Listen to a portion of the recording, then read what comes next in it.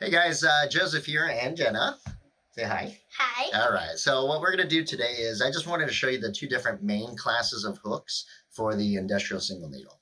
Okay, there's many different variations of these. You have a standard one, you have a heavy one, you have a regular or a one for an automatic machine.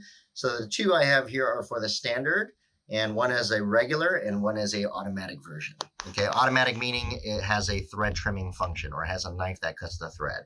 Okay, so right here, these are the original JUKI parts for any industrial single needle standard style.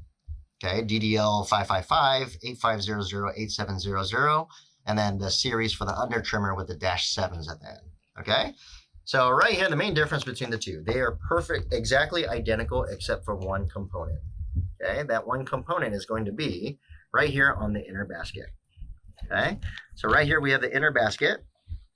Right here, inner basket. The only difference is going to be if you look at the little U opening right here on the top. Okay, this one is just a complete U. Okay, the one with the under trimmer has this little slit right here on this front side.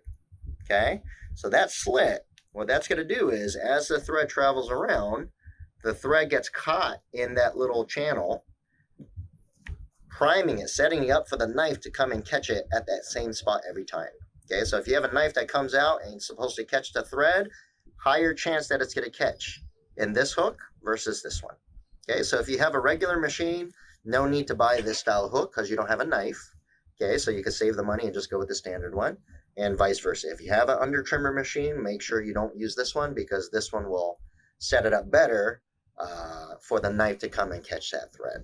Okay, so just wanted to share that with you, the difference between a regular standard hook and the one that's for a under trimmer machine. Okay, so I hope this video helps. We'll have the parts link below in the description of the comments. So yeah, don't neglect your hooks. You could check a couple of the other videos on how to repair your hooks first. After you do your assessment, you can kind of determine whether or not you need to replace it or not. Okay, hope this video helps.